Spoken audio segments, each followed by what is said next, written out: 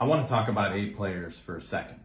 And I want to use my ATM approach, which is an objective way to rank sales teams. A stands for awesome. These are your top players. And depending upon how you want to rank them, they're probably top revenue producers. But I want you to be very careful because you can make a mistake here.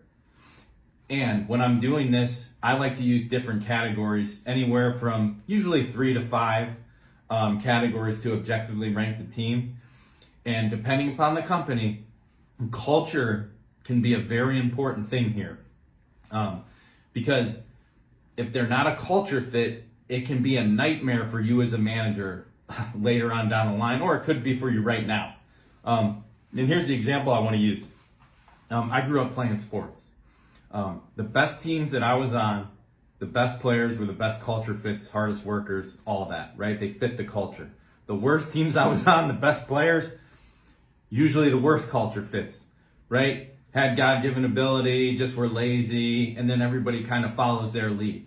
It's the same thing that I've seen with sales teams I've managed and, I help coach right now, which is, hey, when the top players are the hardest workers, they do the right things, they fall in line in what you're trying to do.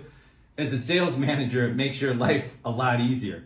And I want you to think about this example right now. The New Jersey Nets, like even a year ago or a year and a half ago, had Kevin Durant, Kyrie Irving, and James Harden.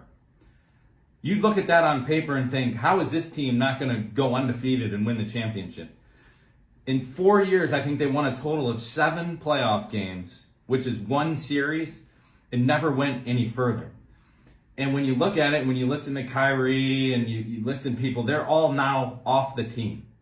Okay, the owner just decided, by the way, brilliant guy, head of Alibaba, just decided to cut ties with all of them, basically start over because it wasn't working for him. So when you're deciding your A players, when you're hiring, right, when you think you have this, find this unbelievable A player that's had this performance here, make sure he fits in line with what you're trying to build on your team. Be careful of who you classify as an A player.